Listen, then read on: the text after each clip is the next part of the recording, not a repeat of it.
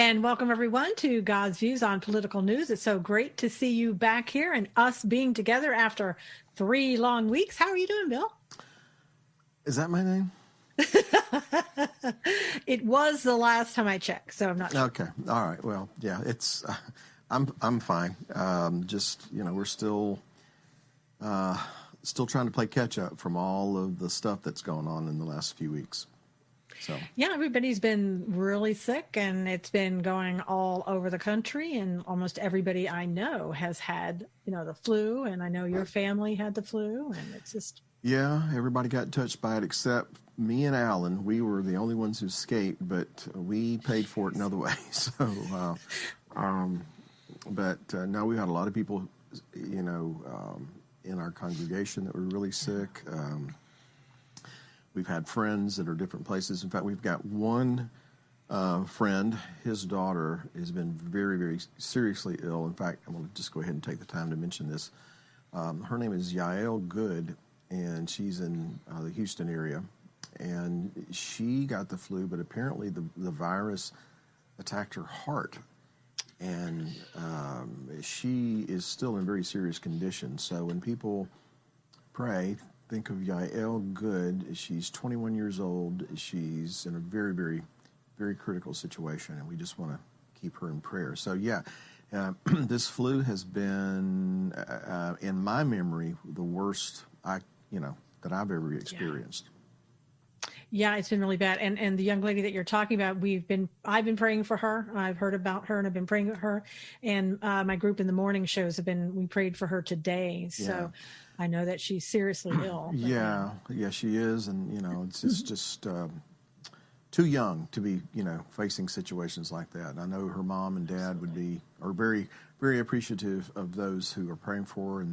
And I'm going to go ahead and say this, too. I know they're facing an incredible amount of medical expenses. And so there are people around them that are trying to, generate response to that, particular need. And I know there's lots of people in need, but it's just been crazy this year. Well, I know that they have a GoFundMe. I think that's set up for her, I believe. So maybe we can get that information out there. I think so. Anyway, but her name is Yael Good. So yes. Some people may know her father, Joe Good. He's been a teacher in some of the same areas as I for many, many, many, many years. So. Wow. Well, we do. I wish complete healing for her. So hopefully everything will be working out okay for her. And I know her parents are in a lot of stress. They need your prayers as well, having to go through all of it. I can't even imagine. I can't either. I sounded like a Kennedy just then. I can't either. Anyway, I can't. I'm trying to be British. I can't. When Beth and Allison were sick, it was, they did fine comparatively, but it's just really stressful when you've got so many people sick like that. But for your daughter to be, anyway, let's just keep praying for them. Absolutely. Now, I wanted to start off by talking about Iran. I think that we've heard a lot about what's going on and the protesters and what's happened over the last couple of weeks. We've kind of missed talking about that.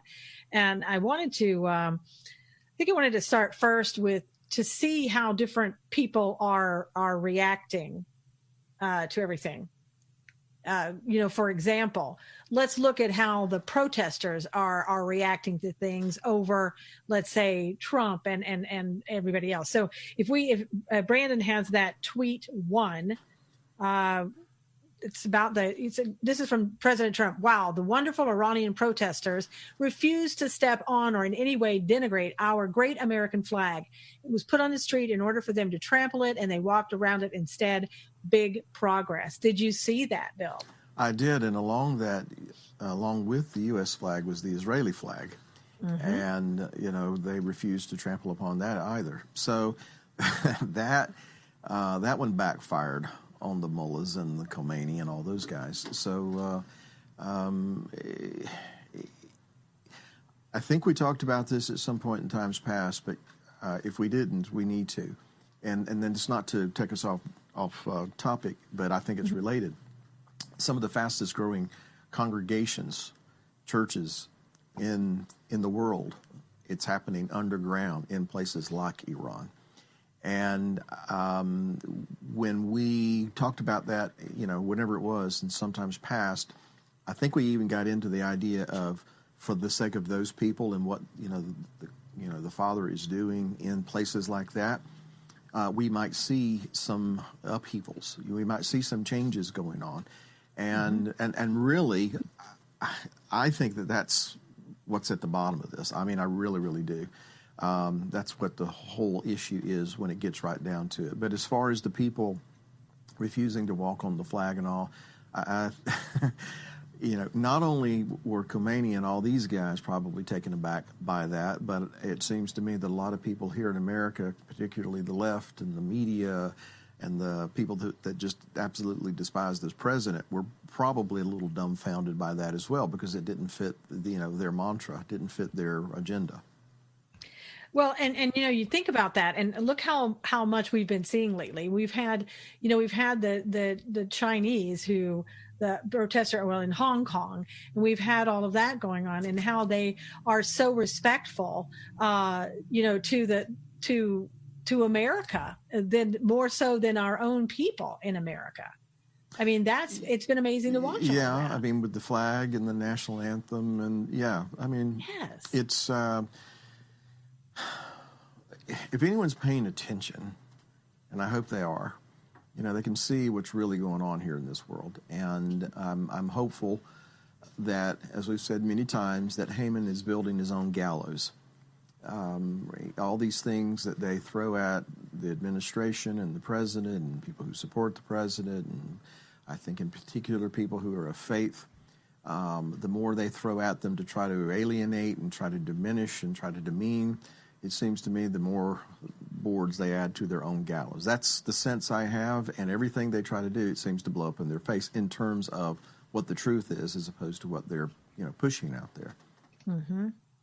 Well, and it is great to see that. I mean, I think that, like you said, we're seeing I think in Iran, we're seeing like a regime change happen without the president having to do anything about it. It seemed like Obama really liked regime change everywhere, and President Trump is like, it'll take care of it itself. What really struck me about this whole thing, going back to Soleimani and the drone strike and all the the brouhaha because of that.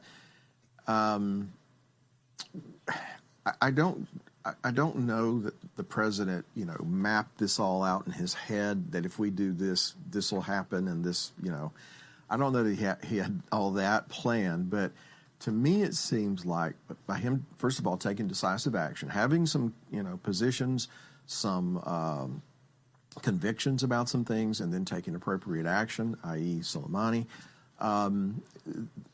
I'm going to go ahead and say it. It's like God's favor is upon that. And things that no one probably could have foreseen are beginning to take place because he did what he was supposed to do, and others around him did what they were supposed to do. And, of course, the Hamans and the naysayers and the accusers, they're coming out, and saying that this is going to create World War III and all this kind of stuff. And, admittedly, for a few minutes there, it was kind of tense. But it just goes to show you that if you do the right thing and you take bold action, and particularly if it happens to be in concert with what God wants, some very, very miraculous things can happen. It's like, and it's apples and oranges, I know, but it's like Ronald Reagan standing in front of the Brandenburg Gate back in the 80s and saying, "Mr. Gorbachev, tear down this wall."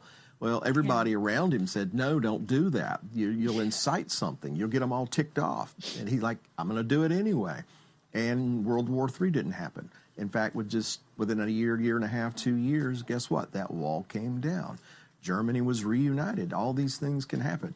And by the way, that also led to the collapse of the Soviet Union, which then allowed Jewish people to go back to Israel, churches to be established, people to hear the gospel, all these things. And so that's what I feel in the air is going on here. Anyway, that's my view. Anyway. No, I was going to say, that they didn't want Reagan to say that, so much so that the speechwriter took it out of his speech, so he wouldn't say it, and he said it anyway. And it's like, that was like pre-Trump, but that was, Reagan had backbone too, like Trump. Well, I think Trump may have more backbone, but when you have convictions and you act on them, good things can happen. Positive things can happen. The story hasn't been written just yet. As far as you and I can see, everything is kind of unfolding day by day.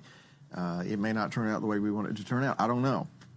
It just seems to me that by taking decisive action, removing Soleimani from the scene, it obviously sent a very, very strong message to those in Iran. And I don't want to get too far off topic and get into something you weren't intending to get into, but it seems to me that somebody on the inside in Iran had to have been tipping certain people off as to who is going to be where and when.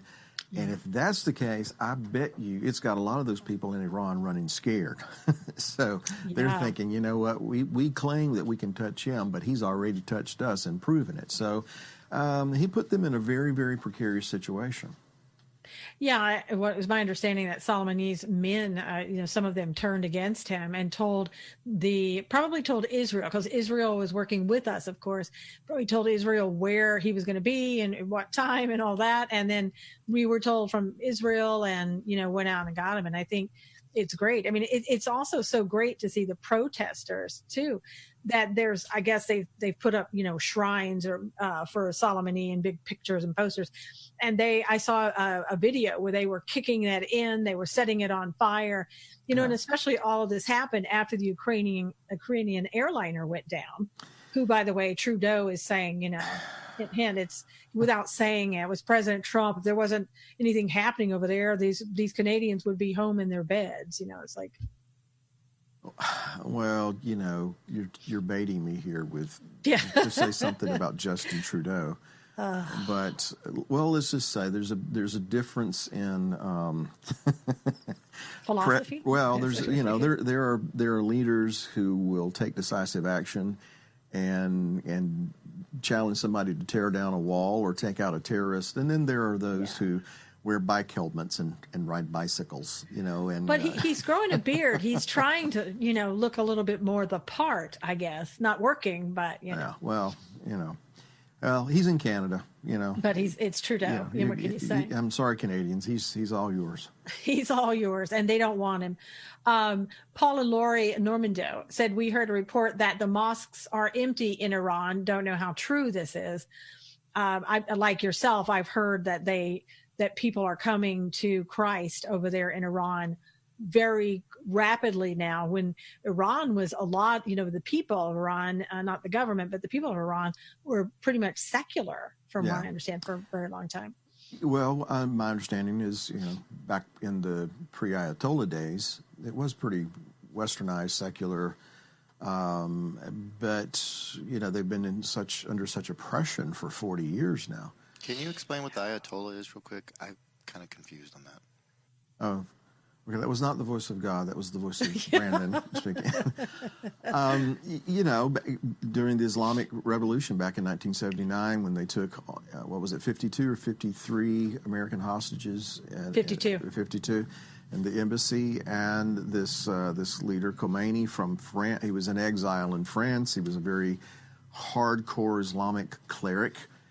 He came back and he established basically an Islamic republic in Iran, and he was the Ayatollah, which it's been a long time since I looked that word up, but my understanding is it's more or less a title assigned to a high-ranking Islamic cleric. Basically, they're a bad group of people, right?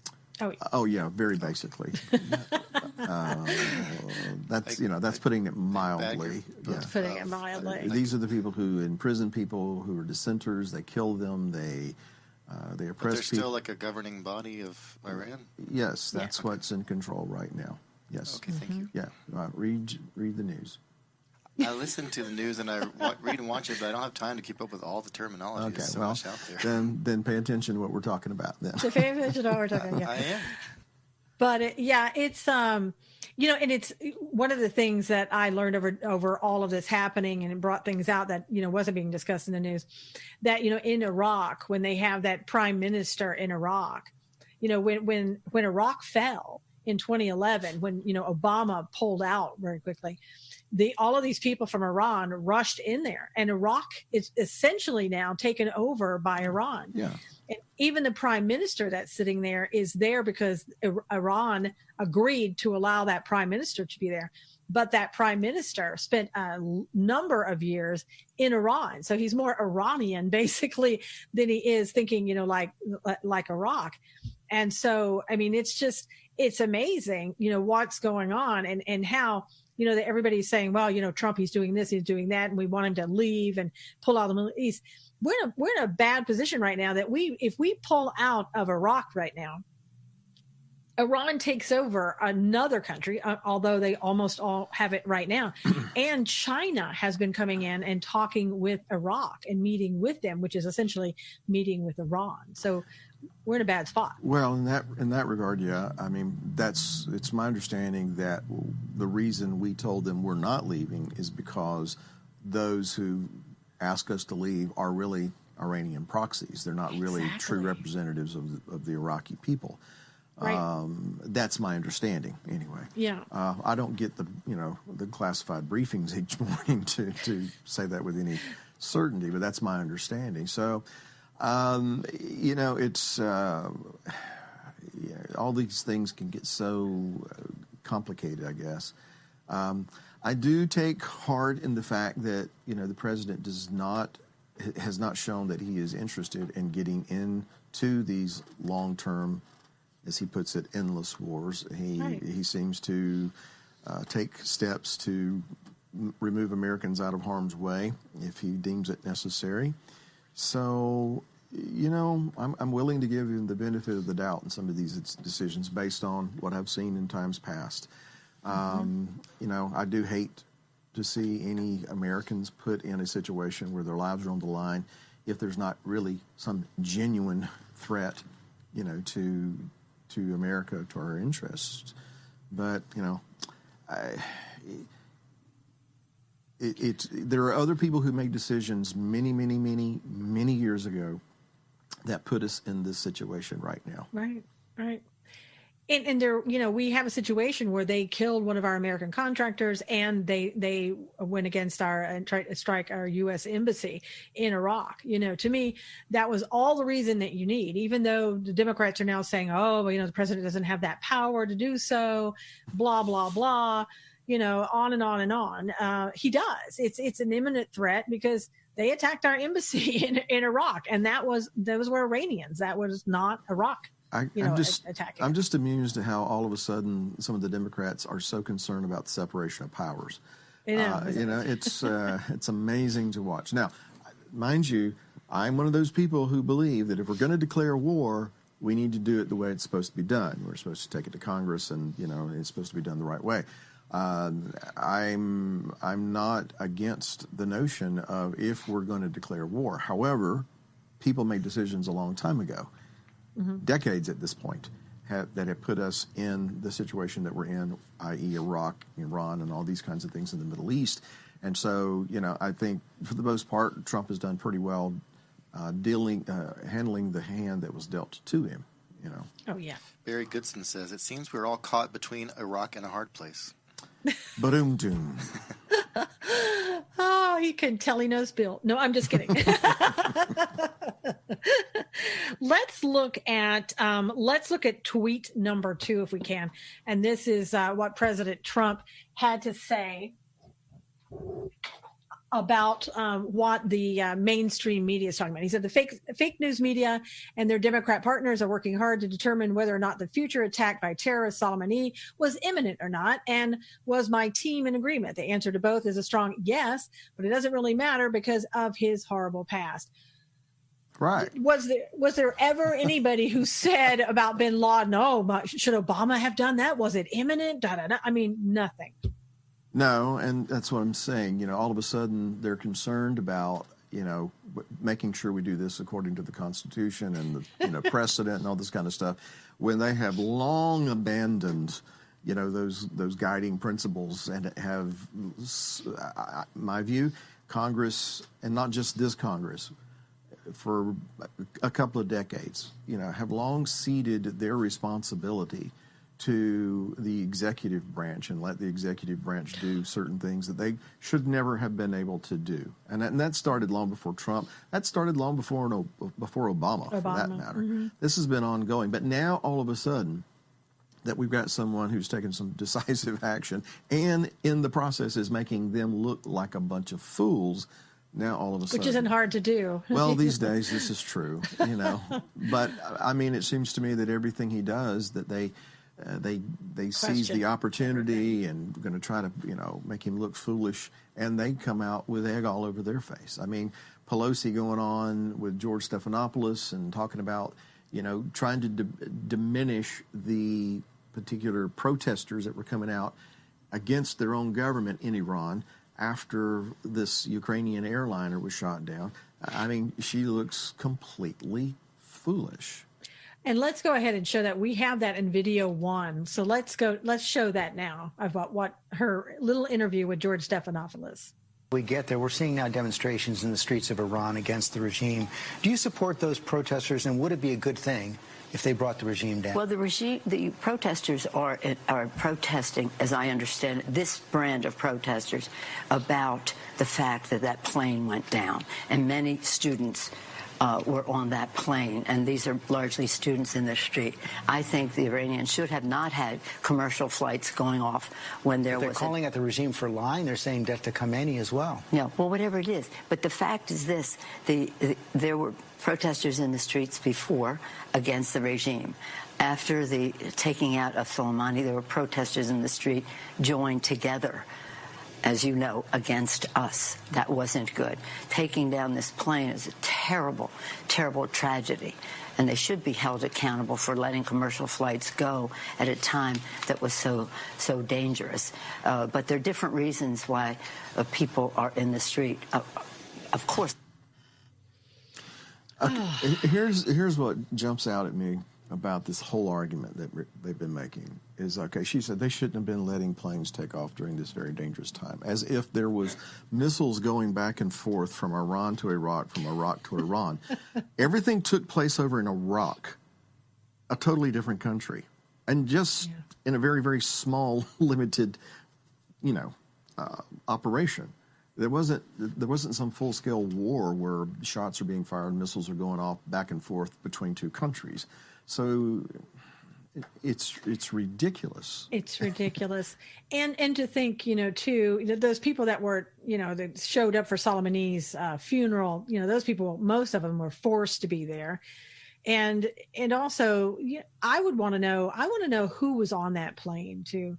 Something, I guess my gut's telling me there may have been somebody on that plane that they didn't want to talk later on. Maybe some people involved in all this. And it was just so easy. I mean, why would you allow a plane to take off when there's been activity like that in the area? It's just crazy. These are questions we'll probably never know. No. But my thing was, why were there so many Canadians in Iran, going to Ukraine? That was like, okay, that's kind of weird. I know. Anyway. It was really strange. Now, Tim said Pelosi, well, whatever it is. It's kind of like Hillary's, what difference does it make? Linda said airspace was shut down all around. The blind leading the blind. And Tim was saying Trump wants the Iranian citizens to overthrow their own government. And, that, again, as we talked about, that would be the best thing for them to do, because this way you won't have a president who comes in there and tries to change things. You'll have their own people, which is what it should be. Then Robin said they're protesting because they are tired of a dictatorship. They want freedom. Well, if that happens, they need to set their own course, and they need to be the ones to make it happen. Absolutely. I don't believe that we need to go in there and tip the scales one way or the other in any situation. But unlike, the previous administration, I haven't seen this one do that. I think the steps that have been taken have been to largely protect Americans and American interests. Whereas the previous administration, number one, when Iranians were in the streets protesting their government and looking to the West, and particularly to the United States under Barack Obama for support, they got none. And that, at least by default, gave the Iranians the green light to squash it, which is what they did. Whereas when it came to Libya, when it came to Syria, we most definitely got involved with regime change and going in there and trying to tip scales one way or the other. And as a result, we've got a mess in the Middle East. So anyway. I know. Well, and that's what people forget. Obama put us in Syria because he wanted to get the leader of Syria out, Bashar. He wanted him gone. He wanted to change and put somebody else in, who I don't know. But that's what he wanted to do. So Elizabeth wanted to know, is this the only plane to take off during that time? I have no idea. It's the only one that got shot down as far as I know. Yeah. So I think it was. And I said Bashar, I meant Assad when I said that. I know what you meant. So there's so many people's names to remember that, just not like Susan and Bill. Yeah, well, Bashar Assad, so I know what you meant. Yes. Kind of put that all together. Yeah, and let's talk about too, how in Iran they denied having done it in the first place. And then I guess when it looked like they can't get out of this, then they're like, yeah, we did it, but it was unintentional. And now they've arrested some people. Who knows whether it was intentional or not. I mean, it's kind of hard for me to believe that you see if you've got an aircraft in your sights, it seems like somebody's going to give an order to confirm to take it down. But wasn't it odd that somebody was filming that at the exact time? And, maybe it was just they were filming the sky and that just happened to be there and they thought it was Yeah, because we incoming. often do that when we walk out in the middle of the night. We start filming the sky. Yeah, especially when there's a battle going on too. I don't know. The whole thing is suspect, but we'll never ever know what happened exactly. And even if we did, nobody will tell us about it in the mainstream media. Well, if you want to really put your tinfoil hat on, here we go. With this. What was it, a gymnast or some Iranian Olympian, a female? Yes. Who's defected. Right. Right, and sought asylum. Just a couple of days ago. Right. And I've heard tell that there are people that were close to Soleimani who have disappeared. There are a bunch of them have been arrested. It kind of makes me wonder if there wasn't someone on that plane they didn't want to leave the country. Yeah. So that's my tinfoil hat contribution there. Yeah. So. No, but it could. That's kind of like what I was saying a minute ago. I mean, it could absolutely have been that way. Now, Elizabeth said in 1988 was the Iran flight shot down, unable to ID to U.S. military as well. Payout was over $200,000 to estates. So, I mean, there have been so many different planes shot down with people on them that it looks like, it could have been something. Even our own a former president was accused of kind of, as the tinfoil hat land talking about it. But sometimes, what used to really be really tinfoil type land it's no longer that. It's everyday occurrence now. It is. It's kind of like normal stuff. So, all right. So let's talk a little bit more about, let's sort of switch to Israel a little bit now. There's rumor again about the fact that the deal of the century is going to come out and be revealed like any day now.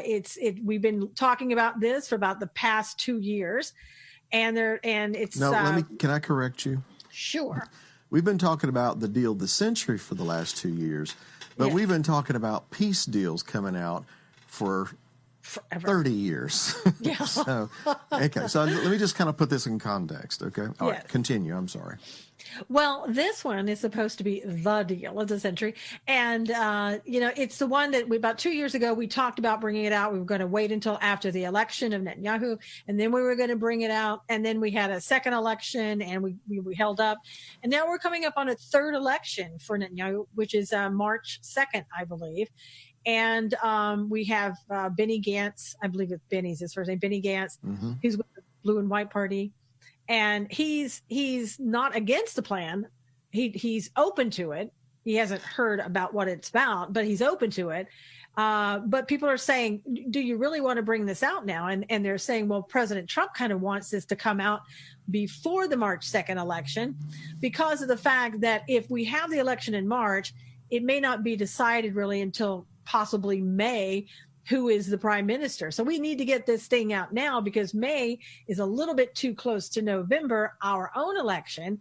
And we don't want to have anything that looks, bad for the president. A lot of politics. A lot of politics, yeah. I don't know. I guess we'll find out. I'm having been involved with Bible study and particularly eschatology and prophecy for a very, very long time.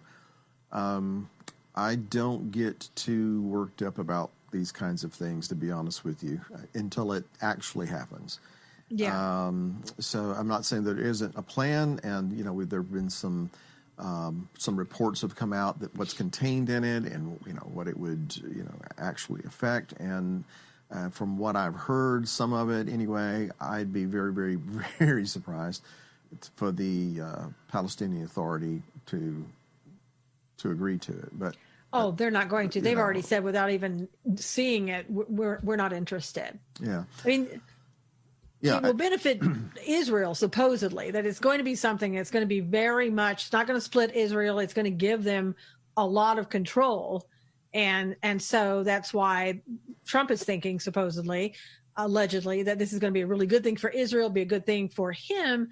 And, America seeing what he's done, another positive thing for Israel.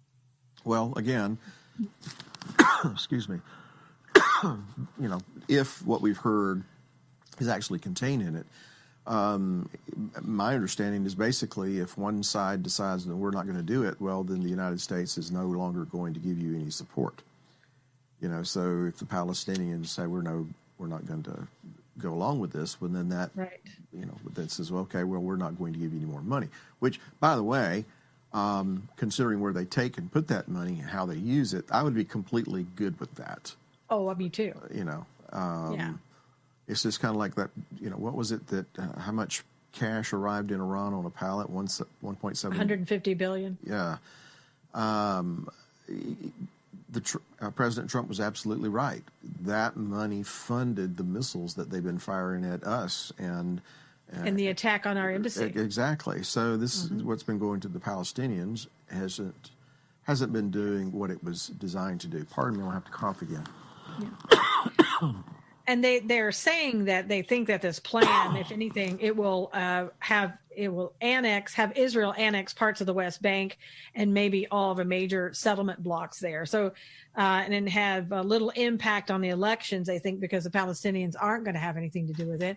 But again, and that's it's kind of hard to understand what's going to really happen because there are times when the president said, Israel and Palestine need to decide this themselves. But it looks like, from a long time ago, Palestine is saying, forget it. We're not interested. We're not even going to talk to you about it. So is the president's stance about that, is that changing? And maybe so. Maybe it is. Just saying, if you don't agree, we'll cut off your money and maybe you'll change your minds about it, Well, I don't know that one necessarily... I don't know that cutting off our funds is saying that we're going to make something happen, between the two of you. It just seems to me to be saying that, look, if you're not interested in long-term peace, then what are we spending our money on? Right. That to me is a totally different issue.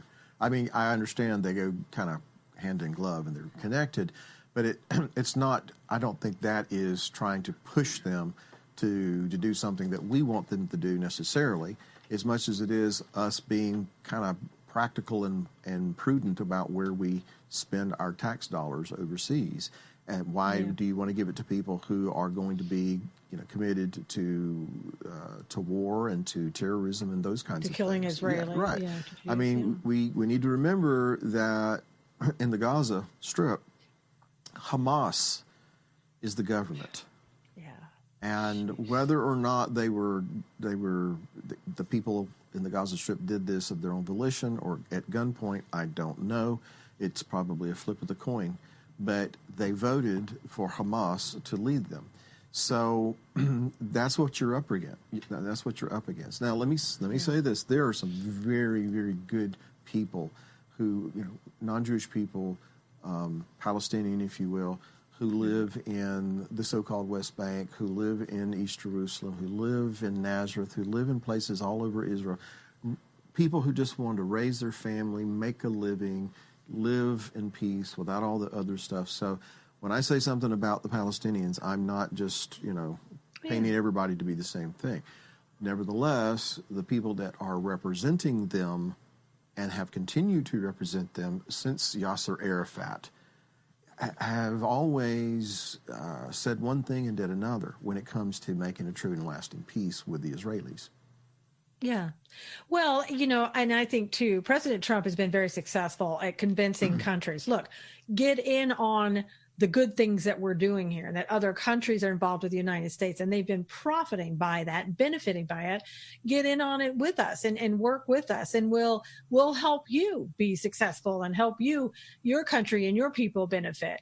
And I think that's what he is trying to do with Palestine. If they say, no, we're not interested, then he's going to say, well, like you said, if you're not interested, we'll just walk away and you can take it or leave it, type thing. You and the Israelis work it out then. Exactly. And so I think it's all a positive thing. Let's see. Tim said all the Palestinians have ever done is make war. They've never been satisfied, and in my mind, never will be. And so Gonzalez said, is this a path to the peace before the tribulation that Scripture prophesies about? Is Trump being used by Yahweh for this? Just a thought. And we've kind of talked about that before, is this could very well be, and maybe it isn't, Some of those things I will just wait until we actually see something that's official, yes. And then make an assessment, because right now we would just be speculating about something that we haven't actually seen. So, do I believe he's being used by God? I do. Yes. I even leaders I don't particularly care for are being used by God. God raises up. God brings down. He uses people for his purposes. I just believe that in Trump's case, what I've seen so far is that he is using him, number one, to expose just how deep the corruption in American culture goes and the government. And that's one thing. He's used Trump to shine a light back on Jerusalem, that this is a favored city, that this is the city that is the capital of Israel, always has been, always will be, and those kinds of things. So, and he's using him, as far as I'm concerned, for very positive purposes, and is it setting the stage for other things? Could very well be, but we'll see. Yeah, I'm really interested. Last week when you weren't here, I was talking about the evangelicals for Trump, and I'm very excited about who's involved in that, and the fact that the pastors are getting involved, that they see, and it's becoming more clear to them, that what God is using President Trump to do. Yeah, I saw a little bit of that. Saw some familiar faces there. But yeah, that's. I think that a lot of people like me who, when Trump announced, thought, are you kidding me? The you're fired guy, and the guy that's been married 3 times, and it's, he's this, he's that, he's vulgar, he's profane, he's brash, he's arrogant, and all these things. And thought, no way, there's no way I can support that guy. And then he gets in and he starts doing things that, wow, he recognizes Jerusalem. He is trying to defend my right to worship as I see fit, and not pro-life. You're right, be pro-life, and actually do some things that are common sense. In a day when common sense isn't so common, and so it's not been his words, it's been his actions that have won me over, and garnered my support. And I dare say, Susan, that there's a lot of people like me out there. There's a lot of people who felt the same way, but now they've seen what he has done. You know them by their fruit. This is not to ignore. He has a personal, he has a personal thing with God that he has to work out on his own. I'm not getting into that. I'm like just the rest of us. Right, exactly. But on a national scale, his fruit says that I can get behind this, and I'd be stupid not to. So, there's a lot more people, I think, that are in the evangelical category that are probably going to come out very, very adamantly in support of the president, even more so than in the last election cycle.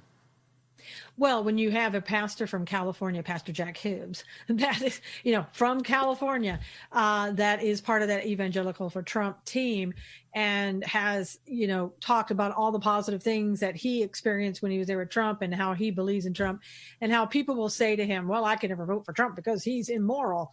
And Pastor Hibbs is like, yeah, we all are, so it's kind of like, you can't vote for anyone then because everybody's immoral.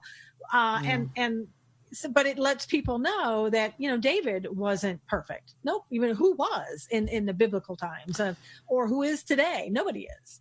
Well, I don't want to get too much into this today, but God deals with individuals in a way, and he deals with nations in a way. Yeah. And individuals pay for their sins and nations pay for their sins. I don't think that Donald Trump is going to be excused of his guilt unless he does like everyone else. Mm-hmm. He goes to the Father and says, I acknowledge my guilt and my sin, and I want you to forgive me. That's the way it works, At the same time, someone like him or whoever can be in a position nationally and be used by God to do things on a national level that can have a totally different outcome, It's to serve God's purposes. There was a time in my ideal, I wanted to be an idealist and thought, it'd be great to have, a believer who's a very strong believer, very outspoken believer, running this country. That probably is never going to happen. And so we've got someone, though, and this, again, does not get into his personal relationship with God. I don't know what that is. Won't pretend to know what it is. But what he is doing, the things that he is causing to happen, these are things that I can get behind and support because they are righteous. To defend life is righteous. To enforce laws that protect life, whether it's abortion issue or whether it's the border issue, the same principle applies. You enforce the laws that are there in order to ensure and to protect life. And then where the border is concerned, for instance, you want to come here? Sure. We're going to know who you are. We want to know what your interests here are. Are you coming to hurt? Or are you coming to help? That's just common sense. That's biblical as far as I'm concerned. And then where Israel and Jerusalem are concerned. And, on and on and on. Those are things that are righteous, and those are things that I can support. And I do believe that believers should, really, really, if they have a negative view of Trump, they really need to take another look at this thing. And remember, it's God who raises up, and it's God who brings down. Absolutely. Now, Brenda Liz agrees with you and says Scripture says we judge by the fruit. And as you pointed out, there's so many things that Trump has done that adheres to the biblical principles. I mean, I'm not talking about his personal life. I'm talking about what he has done to benefit the American people, and not only the American people. I think he's benefiting nations around the world. I mean, I really do. His impact is farther than the United States, much farther. Well, look, I mean, one day America will have to answer for its sins. There's no way around that. Right. Okay? If we as a nation go unrepentant, we will have to answer for our sins. But here's the thing. If America goes down, it's not just going to be America that goes down. It's going to be a lot of other people going down. You think of, the Titanic, an ocean liner.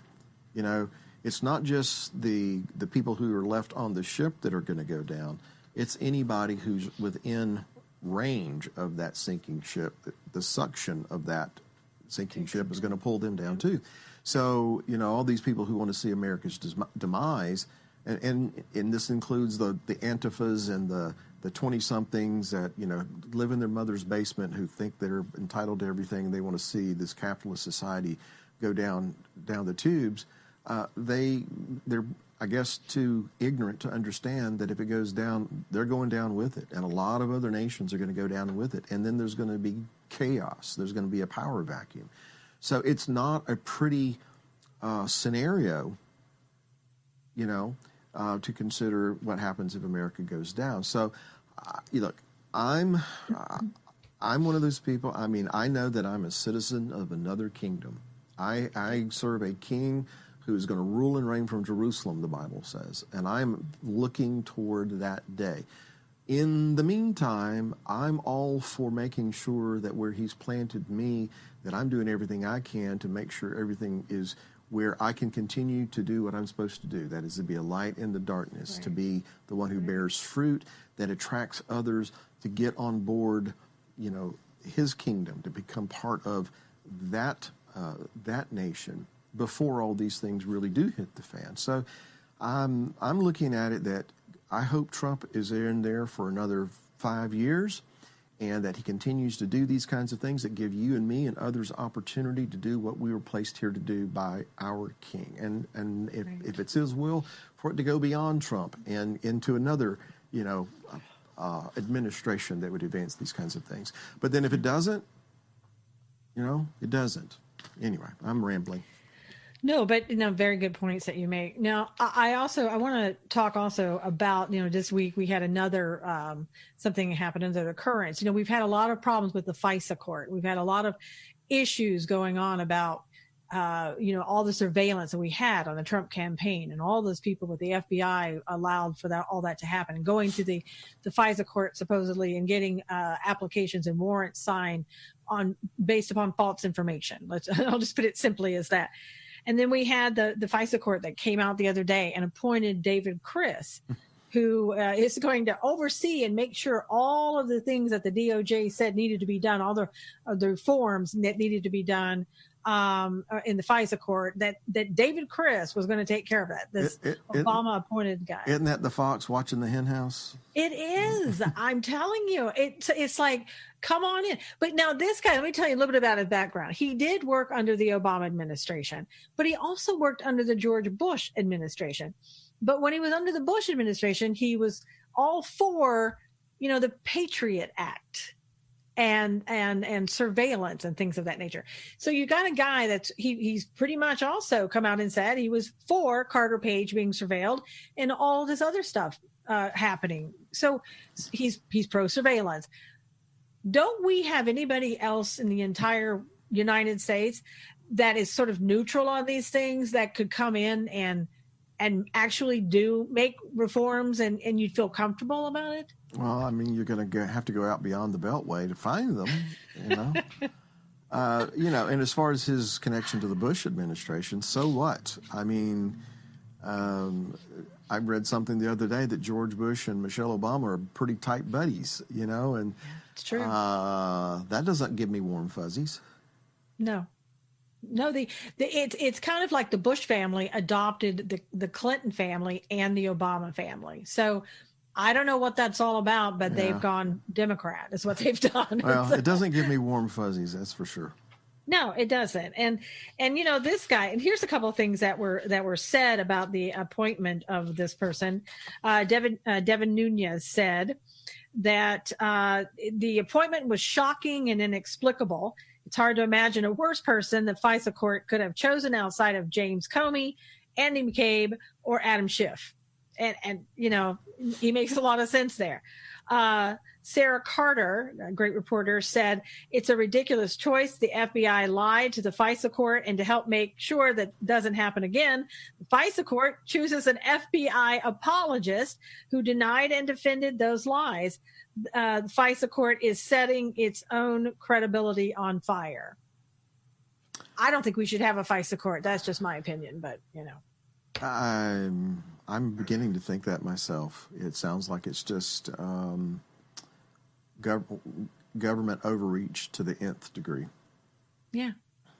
I don't know what else you call it. Now, Linda said, Susan, I want to ask how you do it, spending so much time following politics. You know, it's kind of like in some ways, Linda, some days I'm like, I don't know why I'm doing this or why I do.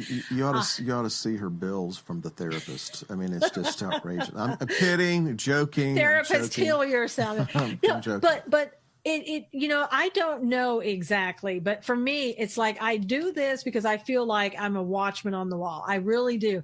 I feel like God has, you know, I have a law degree. I have a therapist. I'm a therapist, licensed therapist, you know, a degree in that. So I just feel that God prepared me for a time like this. And part of it is looking at what's going on in the world, understanding the politics of it is what I got from my law, you know, being in law and being an attorney, a former attorney, and also understanding people and being a therapist and kind of understanding and reading people and seeing what's coming in certain ways.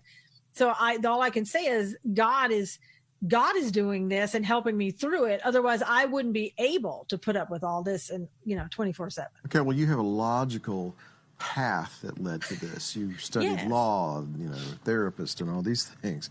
Yeah. You know, before I got into ministry, I sold paint, you know, so how did I get into this? I mean, how did I end up, you know, anyway. Well, you were called. I mean, you know, and that's what I feel like is happening for me. Like God is saying, go do this. And there are days where I say, can I do this one more day in politics? And God's like, you need to get back out there. I mean, it's weird. You know, but. Well, you know, someone has to talk about it in a hopefully balanced way that brings some hope to the very bleak situation. Yeah, I know. And again, it's a bleak situation if you look at it through the eyes of us on earth and if you're in the world, right? But it's not bleak if you see that this stuff has to happen in order for God's return to happen and for us to, you know, move on to a better place. Well, I'll go back to something I said earlier. All the stuff that's going on in Iran and involving the U.S. and everything, when all the smoke clears, I am willing to say definitely that it will be because we'll see this great outbreak of not only freedom, but people coming to the Messiah of Israel, coming to the God of Israel in these places, in Iran and other places. And I one day it's going to be Saudi Arabia too. I mean, there's crazy, good things, but crazy good things going on right now where Saudi Arabia is concerned. Absolutely. And so what we as believers need to keep in mind, as much as we stand against and oppose the tenets of Islam, particularly those that seek to kill those that they don't agree with, the fact of the matter is that God cares for those men and women and children that are in bondage to these governments and these oppressive regimes in that region, and he wants them to have an opportunity to hear the truth too. And I just believe that he's shaking all of those things to make that happen. I don't think this is about necessarily he wants that leader over that leader, or this nation over that nation. He's looking at all those individuals and all those different nations, and he is going to break the bonds that have kept them all these many years and give them an opportunity to hear and to know the truth. And that's already happening. Yeah. And I just, it is amazing how much God is revealing, and it's for all of us and for the entire world. I mean, we see it a lot in the United States, but God is working throughout the country and exposing things that people had no idea about before. Right. It's amazing. It is, I say this a lot and I do mean it. It's amazing to be here and be chosen by God, to be and live in a time such as this. Some days it's like not so good, but in other days it is amazing to be here and be a part of it and to see how God is just absolutely miraculously unfolding everything that he said he would do. Well, we need to work our spiritual muscles right now. While we have an opportunity to kind of get them in shape, because there's some stranger days coming. Stranger days if we're living in the time we think we are, there's some stranger days coming, and we need to be prepared for that. I, on a personal level, locally here with the congregation, see things and hear things and, get impressions and just feel like there's things you go through now because you got to work those muscles out to prepare them for what's coming later. And absolutely. I think that's what's going on to the body at large, God's doing some things, and we need to be prepared, equipped, ready to meet the opportunities as they arise. If on Iran, for instance, if that regime were to collapse, it's not going to be just about building up the economy. It's going to be about going in and having an opportunity to speak to the man, the woman, and the child about what's true, and what's holy. So anyway, I think that's what's behind all of this. Tim said, "Thanks, Bill and Susan. I always learn at least a few things watching this show. So we're glad that you do." So you learned that Susan is in therapy. No, I'm just playing. Oh gosh. Now our last topic of the hour is about a survey that came out. Now I don't really put my trust and faith in these surveys, but this one seemed a little bit like something I wanted to bring up. It's a Pew Research Center. They asked approximately 9,900 people a series of questions about America. Most Americans polled agreed that the United States stand above all other countries, which is great to hear. But it was like 24% thought that way, or that it is one of the greatest countries along with others. Now, I know Brandon has some statistics that we can put on the screen too. And that number soared when the survey group was limited to young liberal Americans. I guess this was, to me, is kind of the most disturbing, but stuff I think we already knew. And that is that from ages 19 to 29, in that age group, 47% of Democrat and Democrat-leaning people preferred other countries over the United States, while 19% of Republicans within the same age group agreed. And the poll also showed that 36% of this age group say other countries are greater than the United States.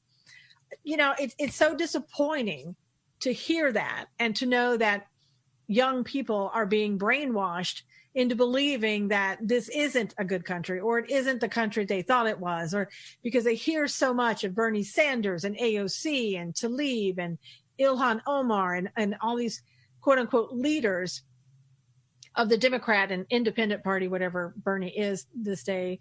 But to believe that garbage. And I kind of think, what can we do? We talk about homeschool. We talk about not letting kids go to liberal colleges. Is there anything else that we can do? Because if we talk about it and we do nothing, nothing's going to change. Well, I'm gonna put on my American hat for just a minute if I can. I read something just the other day that the among Bernie supporters, as far as a vocation, the vast majority of those who support Bernie are teachers, or they're in the education field. And so people who are in the education field, if this is their mindset, then what they're doing in these classrooms, which is why I will not turn my children over to those people. I will not let them indoctrinate them. Their minds are very fertile, especially when they're in those formative years. And what young person is not going to respond favorably to a myth that I'll give you whatever it is you think you need. I will give you what you want. You need to have free education. You need to have free health care and all this kind of stuff. And that's all they hear. They have no frame of reference for reality. So they hear these things, they buy into them, and they think they're real. And particularly when you've got a generation when, I'm going to say this and probably offend some, but when you've got a generation at large who do not know what it means to suffer, who do not know what it means to go through a very difficult time. They have no comprehension of it. I will say of my generation, you and I, our generation compared to our grandparents, we have no comprehension of what suffering is all about. We had it good. But if we had it good compared to them, then this generation that's coming up now, they have no connection to any kind of suffering in anything they think they're suffering with, their cell phone. Yeah, exactly. Or something like that. Yeah. So when you have that kind of a field to sow this poisonous seed into, I'm not surprised at all that it's going to bear its fruit. Now we're in my American hat. All these kids that say these things, that all these other countries are greater, I say, let's put their backside on a plane and fly them over there and let them stay over there for a little while just to see how great and wonderful it is. Mm-hmm. Now, obviously that's not going to happen because, they never leave their mother's basement unless it's to protest. But, Right. anyway. But that's what's going on. You've got, well, let me say this, and this is I can't remember the exact verse. It's in the book of Ezekiel. I want to say it's in chapter 16. And it's actually talking about God's people, Israel, and then he makes this comparison between them and the people of Sodom. And actually says, and I'm paraphrasing this, that the people of Sodom, they're not nearly as bad as you guys are. Here was their problem, though. It wasn't the thing that we relate to Sodom, the sodomy and the homosexuality and those kinds of things. He says that that's a byproduct of their real problem. The real problem was that they had fullness of bread, they had idleness of time. They had plenty, and they had plenty to eat, and they had plenty of time on their hands. And because they had that working against them, then it produced all these other things. So what I'm getting at here is that's where we're at as a culture right now. We have fullness of bread, we have idleness of time, and those kinds of things work against us. We get so accustomed to the blessing that we forget where those blessings came from. We come to expect them, and it leads to all other kinds of things. So that's what's going on. Well, it's also amazing, too. There's some Project Veritas dropped something today on Bernie Sanders. And, to hear what's going on with Bernie Sanders, the thing that came out today was a operations field manager or whatever for the campaign. And he was saying, cussing a lot. So I won't repeat exactly what he said. But he said, if Bernie doesn't get the nominee, we're going to burn Milwaukee down. And if, with the Trump supporters, are we ever going to be able to sort of re-educate these people to reality, if when Bernie gets in? And I think one of the things that probably the worst thing about Bernie Sanders, we was talking about in 1972, I think it was, he wrote an essay, and, I don't want to get too graphic, but he wrote an essay about a woman who was being raped by 3 men at one time. It was a fantasy that she was having. That to me is disgusting, coming especially from a person who likes to claim that the Republican Party are anti-women.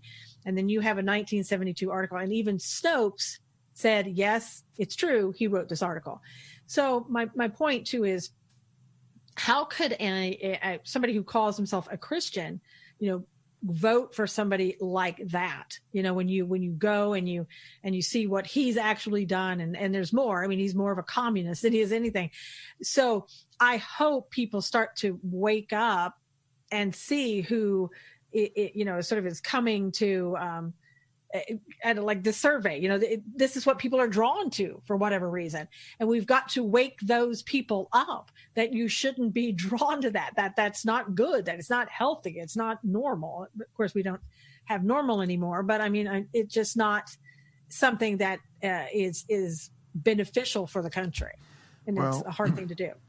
The generation of Iranians that were applauding the arrival of the Ayatollah Khomeini back in 1979 and the overrunning of the U.S. Embassy and the capture of the 52 American hostages and those who were chanting death to America 40 years ago, their children have lived under the consequence of all of that. And now they're the ones that are saying death to Khomeini. They're the ones that are trying and struggling and wanting to be free right now. So anyone who's lived under that nonsense doesn't want it. Yeah. It's only the people who think this and they think it's that, and they're just mad at what is around them and wanting to blame everybody else for their problems, what have you, always looking to burn something down. It's their children that'll be raised up later to come against those ideals and to overthrow those oppressive type governments. Yeah, it's like hell on earth. If that's a good description. I think what's going on with the government of Iran and what those people are living under and have been living under, and in other countries too. It's very sad to see. Well, we have run out of time. So glad that we were able to come on together today and bring you the show. And hopefully we'll keep everybody well. And we'll be back again next week for another show. But we really appreciate all your comments and your support. Please share this with everybody. Bill, any last words you want to say? Or?